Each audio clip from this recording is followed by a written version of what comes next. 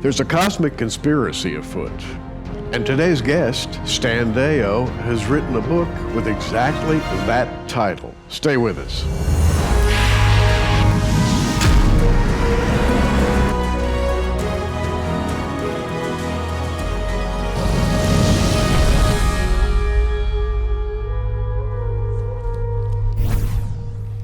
Stan Deyo, welcome to Prophecy Watchers. It's always a pleasure to talk with you. You take us to places that we don't ordinarily go, mentally speaking, that is, and we're going to talk about your book, The Cosmic Conspiracy. And, well, there is a cosmic conspiracy. I'm just going to ask a plain and simple question right up front. What is it? Well, the cosmic conspiracy is, in very short, simple terms, a conspiracy to defraud the entire population of the world into accepting a new world order, which the Bible says will come at the end of this age and will be run by what is called the Antichrist and the false prophet. And that's what this book is about, is the technology to prove the biblical assumptions there. And when you say technology, you mean technology. I told Stan before we began today that I was going to read selections from the table of contents, and you'll get an idea of where his mind goes. It begins with sightings and suspicions concerning UFOs, and he has a very interesting explanation for UFOs and the people who pilot them. Electrogravitic propulsion. Stan knows physics, he knows mathematics, he studies these things. He's got an incredibly inquisitive mind, and he understands some of the very arcane systems that might power a UFO. Well, stay with us, we're going to talk about more. How about the work of Nikola Tesla, a genius beyond compare, and what did his work turn into in later days? Stan works this in. Mysticism, numerology. Oh, we've taken a little bit of a turn there to something else, or is it something else? How about orders of Illuminism? How about individuals, beings, machines, not of this earth? Do we interact with them? Well, Stan, I'm hoping to give people kind of a broad brush look at the cosmic conspiracy through your eyes. Let's go back sort of to the beginning of this book and talk about UFOs. Are they real? Well, UFO is an unidentified flying object, and in that definition, there have been UFOs for a long time, even back into the late 1800s in Texas there, where one crashed. If they're real, and I too believe they are, then why all the hush-hush? Why not just bring this subject right on out into the open and talk about it like mature ladies and gentlemen? In the beginning of the modern development of this technology, humans were involved. After World War II ended, Germany, Russia, United States, Great Britain, Canada, Australia, a number of countries got together. And the leading physicists, industrialists, engineers, politicians even, got together and said, look, we cannot afford to have another war with the technology that we saw in Hiroshima and Nagasaki. Ooh. It will be the end of the human race. So to defend our race of humans, to keep us alive somehow, we have to come up with a plan to fool people of Earth into accepting a new global order that is made up of cultures, but only one nation state. And they had seen that the United Nations and League of Nations would not work. People will not negotiate peacefully and come to a common solution on their own. They saw that Hitler failed when he forced people in Europe under his boot, and the French resistance brought him down with their striking here and there. And so they knew that in the long run that a dictatorship of the world would not work, not like that. So they decided to develop alternate technology, advanced technology in medicine, physics, transportation, energy distribution and creation, and keep it secret from the people of the world and from the universities, so that they could develop a ruse, a deception.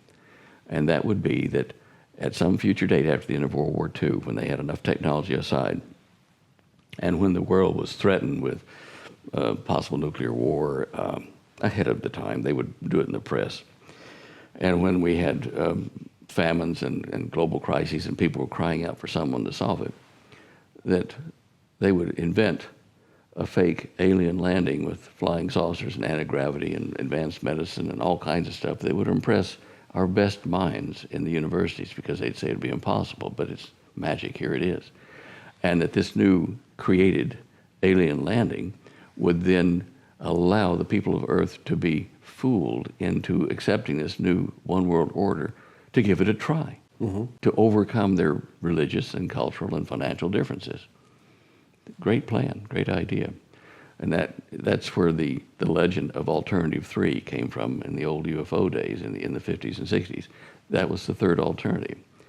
But what happened in the time of Eisenhower in the early 50s is our mankind's plan to do this was interrupted by meeting real, quote unquote, alien critters, little short gray things and tall ones, and people that looked like us. And apparently, I wasn't there, but apparently a contract or an agreement was made between the planners of the Earth people and this group to form joint research facilities, put them underground, under the ocean. And I know this because I was recruited by Dr. Teller, who was part of that program, to develop flying saucers. That's just part of the technology. Now, in my opinion, what we're calling aliens, those gray critters, are nothing more than biological robots without souls. They're very, dispassionate when they capture people and do tests on them.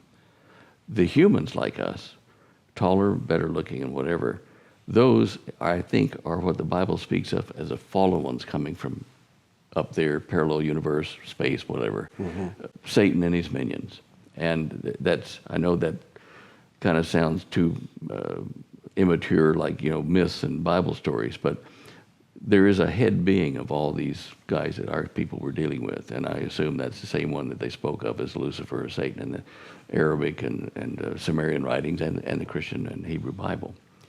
So that's what was happening after World War II, and I think that is summed up by saying it is a cosmic conspiracy. Now, I think many of us, in fact, increasing numbers of people understand, going back to 1947, Roswell, Philip Corso wrote his famous book, The Day After Roswell, how everything changed in 1947 moving forward. And as a student of Bible prophecy, that rings a bell with me, because 1947-48 was the birth of modern Israel, and everything has begun to change in the world system since that date. But right after that, the Eisenhower administration assembled groups of the most intelligent men that it could find to try to deal with this situation that you're talking about, the implications of Roswell, this possibly superior race visiting planet Earth,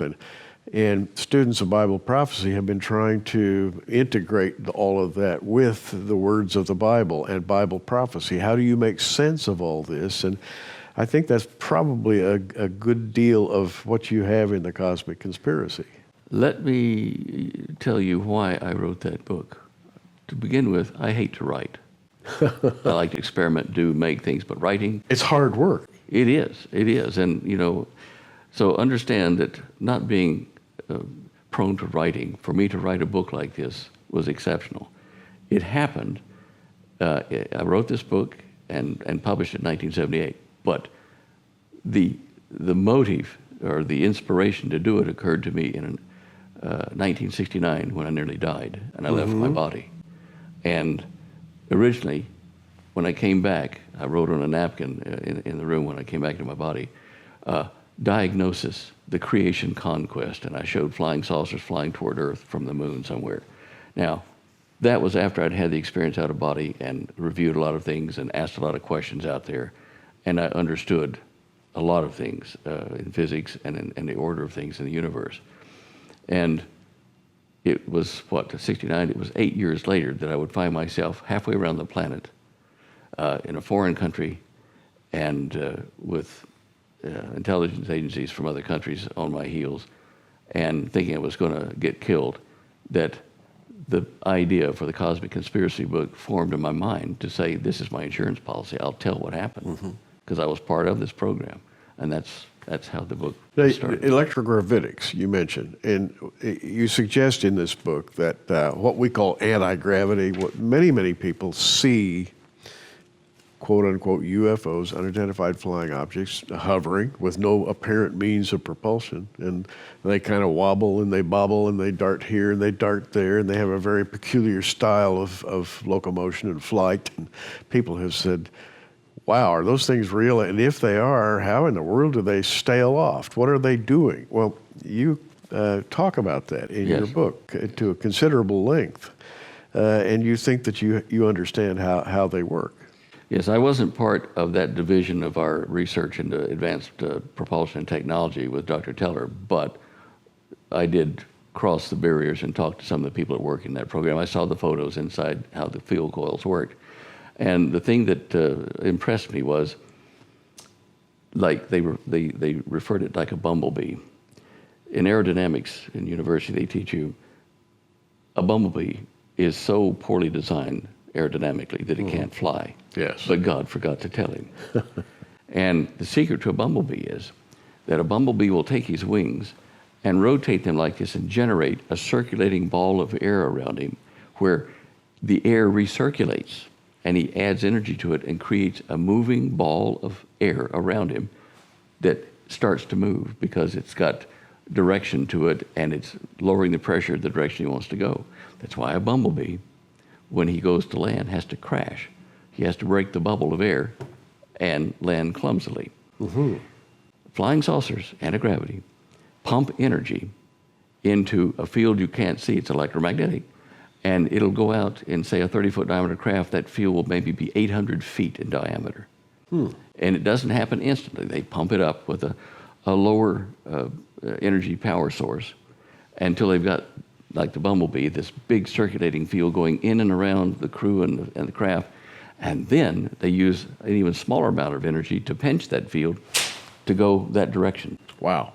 And because they are scooping out the air or any matter in front of them and pushing it behind them, they create a hole for themselves to fall into second after second or microsecond after microsecond. That's why they don't leave a wake.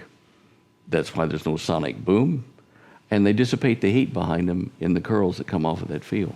And having read many UFO stories over the years, UFO percipients, people who have been contacted one way or another by these things, often report kind of a strange feeling on their skin, like prickling or like static electricity or something. Yes. And so what you're saying might go some way toward explaining that. It does, and I'm sure that you've read reports where the witnesses seeing bright lights in the sky at night. They would see it come moving up to a point, stop, flash of light, and go at right angles out that direction. You don't hear many high-speed reports of high-speed lights going whoo in a nice arc. You see them going jump, jump, jump. Yes. Now the reason is, when they want to turn a corner, the field is going through their body and through the craft. They have to take that energy, change the direction of it, and when they de-energize the molecules of the ship and the crew, it alters the rate of time passage for the crew. If they were looking out a window at people down there watching them, when they go to turn that corner, everybody down here would go into slow motion. It might take the people on board the craft 3 or 4 minutes to get around that corner because they were traveling at, say, 20,000 miles an hour. And if you turn a corner that quick in a normal thing, the inertia would flatten you and kill you. But they spread that inertial change, the G-forces, they change that over a longer period of time than a fraction of a second. They amortize the turn. And that's why you'll see at that turn point, after they finish, they'll throw off a bright amount of energy as they now resume traveling in a straight line. And that's why they jump. They'll go, stop, turn the corner, play cards, have a cup of tea, get around the corner, throw the energy off, and go again. And you're listening to Stan Deyo, who has written The Cosmic Conspiracy. And as you can see, Stan has a very fertile mind, and he goes in places a lot of people don't go. Stan, I remember years ago, a Reverend Barry Downing wrote a book called The Bible and Flying Saucers, in which he tried to integrate the then hot topic of flying saucers with Scripture. And I remember, maybe it was the first time that I ever thought about Ephesians chapter 2, verse 2, where Paul is talking to Christians, and he says, wherein in time past ye walked according to the course of this world, according to the prince of the power of the air, the spirit that now worketh in the children of disobedience. So the Bible says there is a prince of the power of the air. That is the atmospheric heavens. And I thought at the time, when Barry Downing mentioned this, well, okay, the prince of the power of the air would be Satan. Yeah. He travels maybe in some kind of a strange conveyance that is just beyond human vision. And his minions, the principalities, the powers, the rulers of darkness travel the same way. And is that heading toward where you're going with this? Yeah, absolutely. It is a great deception that is being prepared to lay on the people of the earth, deceiving them, thinking that Satan, who arrives with these friendly elder brothers from space, is going to save mankind. He's going to, look, the lie will be absolutely letter perfect. Satan reads the Bible. He will answer the questions of the bad guys, the alien critters. He'll get rid of them and people will cheer. And get this, the Illuminati we speak of, the rich and wealthy that have sided, with this, they're going to go down, and Satan's people will take him down, the Antichrist will take him down and say, these bad bankers, these bad industrialists, the Illuminati, we'll get rid of them. And you'll find a lot of people will cheer that, thinking, right, we finally won. But it will be a deception. We're told to watch out for an incredible deception that would deceive the very elect in the end days, if it were possible. Wow. Now, Daniel talks about the Antichrist as a man who is, I guess, in some way in contact with dark forces, dark powers. You go to Revelation, chapter 13, it talks about the same thing from a slightly different point of view. It talks about dark powers. It calls about calling down fire from heaven, all these things. These powers that we read about in the Bible, these dark forces, that's what you're talking about. Yes. The use of this power to create a governing body that wants to govern the entire world. And is that what am I representing the cosmic conspiracy properly? Yes. And by the way, your book, and I, again, you have to be sitting in my chair and reading this table of contents, friends, because he links together ideas you would not ordinarily link together. He talks about the grace of God in the same breath that he talks about weather warfare and the Illuminati, orders of Illuminism, the seal of deception. He integrates all of these various topics together into a thought-provoking book, the likes of which you won't find anywhere else, I'm sure. It's been, since 1978, that would be nearly 40 years ago, that I wrote this. The first 200 pages anyway, and I've added to it without changing the first 200 pages, but I've added to it over the years in several editions. Now, it's been translated to French and German, and they tried to do it in Greek, but the earthquakes killed that company that was doing that. So this is sold in multiple languages across the planet, and in English, we've sold maybe 250,000 copies out of our house. It's been the basis for a lot of other books, stimulate a lot of other authors to pick up on various segments of it and expand, which I'm very pleased to see. It's like a reinforcement of your idea that you weren't all alone, that a lot of other authors see the pattern and expanded on it. Now, I'm going to ask you, from your perspective and after decades of research, what's happening right now in the year 2015? Where are we along this timeline of development? Are we close to seeing perhaps some of the outgrowth of this long conspiracy? Yes. 2015 is interesting to me in a lot of ways, certainly because of the connection of the 4 blood moons and the Shemitah and with the Jewish holidays this year.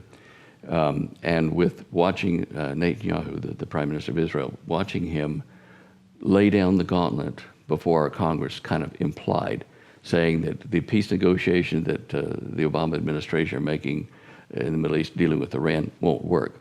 We're at the precipice where Israel is going to have to make military action against Iran and the nuclear facilities unilaterally. No one is going to help them. And I know that Israel will win this. They have technologies way advanced in the nuclear field and other fields as well. I have met with some of their naval people in the past in Israel, so I know that they do have these technologies. Now, they are going to precipitate what would be viewed by some as the beginning of World War III when they strike these Arab nations. They're going to bring down, like Qasem Soleimani, who's the head of the Quds forces for Iran. He's beating ISIS, and that's why Obama's saying he's a good guy. We'll support him. But he's going to turn very shortly, and probably through the Golan Heights, come down in and after Israel with an alliance of, Syria and Iran, Iraq, and the Lebanon. This is going to be a conflict that the world will go, oh no, Israel has started World War III. Israel is guilty. And at the height of this, people are going to be crying out for a solution. And we're not going to give it to them in the States, but Satan is, with the deception flying in and say, wait, come on, let's stop this. Let's make a peace treaty. And I see that happening this year, next year. Yeah, Paul writes in 2 Thessalonians about a man who at some point in the future will stand up in the temple of God and declare himself to be God, and he will assume a mantle of great authority. Yes. Now, if you stop and think about that, that is quite a mouthful. I mean, could such a thing really happen? Could someone have access to the kind of power that would enable him to stand up and say, I am God, and people would then actually believe him?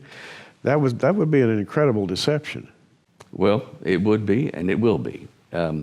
This being, this human hybrid, whatever he will be, will dictate to the earth into this new world order, but he'll do so with the help of super beings. In Daniel, it says with the help of alien God.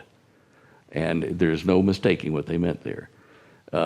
This alien little g God will give the Antichrist of the earth technologies to overcome all the fortresses of the earth and to capture the planet and deal with him by force.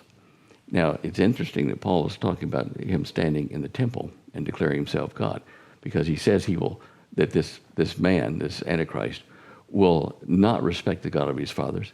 He will not respect or worship the God of gods, the desire of women, or any other god. And in the coding in Daniel, the desire of women should read the son of the Messiah, because the women of Israel always want to be the mother of the Son of God. Mm-hmm. So that it was coding by Daniel for only the people with the knowledge of the rest of the Hebrew culture could read that.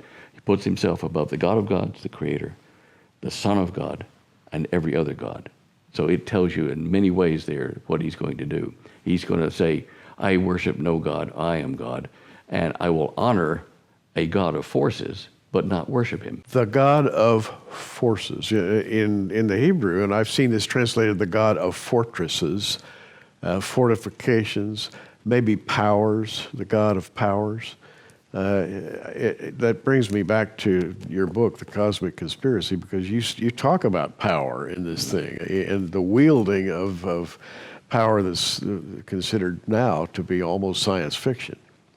But there are people out there that are learning to wield great power, and perhaps the power to call down fire from heaven.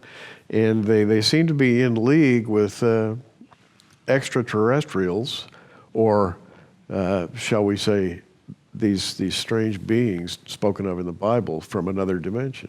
If they don't live on Earth, don't come from Earth, they are extraterrestrials. They are. And there's just no getting around it. Stan Deyo has written The Cosmic Conspiracy. This book is a considerable read, close to 300 pages, and heavily annotated. There are parts of it that you will glide through, and wow, this is fascinating. There are other parts, and I'm just looking at one right now that's loaded with graphs and charts and mathematical formulas. And not being a practitioner of higher mathematics myself, I just kind of read right past that, which is fine, and you can do the same thing. A Cosmic Conspiracy ordinarily would be offered for $29.95, but we're going to put that together in a package today. with lectures and interviews by Stan Deyo. There are 3 DVDs in this package to go with the book. Lectures and interviews, The Garden of Eden, and by the way, Stan Deyo believes he's located the Garden of Eden geographically, and charts, graphs, photos in this DVD will just amaze you. Plus, he has a theory about the origin of the Antichrist, a Solomon Antichrist. 3 DVDs in this would ordinarily be $39.95. Putting the two together, that's a $70 value, but we're going to give them to you both in the Stan Deyo package for $59.95. $59.95.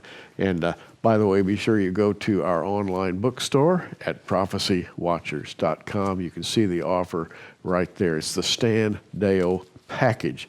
Lots of interesting reading and viewing that will kind of open your mind up to some things you haven't thought about. You know, when you study Bible prophecy, Stan, you don't have to limit yourself just to a few little scriptures. There are large concepts in the Bible, and you sort of go for those concepts, don't you? Well, I like a good puzzle, and like you, I've been finding a lot of puzzle pieces in the book of Daniel. Yes, the book of Daniel does speak of essentially what we're talking about right now, does it not? Absolutely. And Daniel spoke of a day in the far future when knowledge would increase.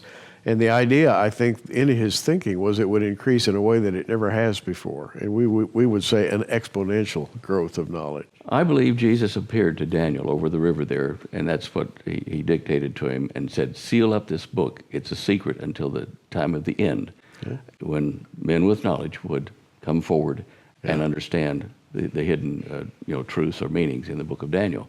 And it wouldn't make sense any time before now to talk about aliens or flying saucers or anti-gravity. It just wouldn't have made sense to anybody in the world until our generation.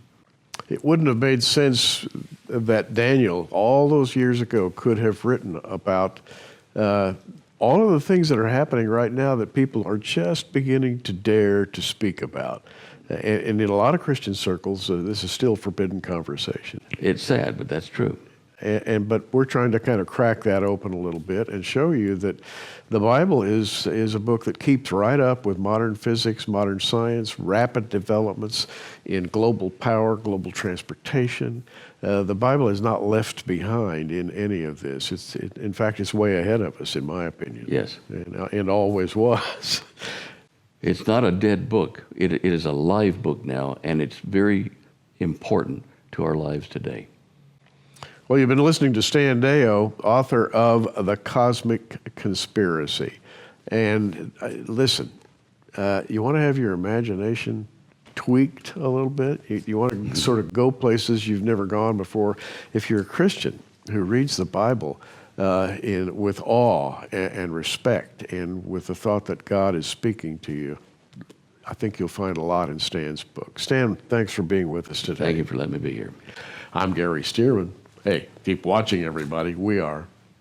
Thanks for joining us on Prophecy Watchers. You can find us on the web at prophecywatchers.com, where you can sign up for our free email newsletter. In the meantime, keep watching, everybody, and we'll see you soon.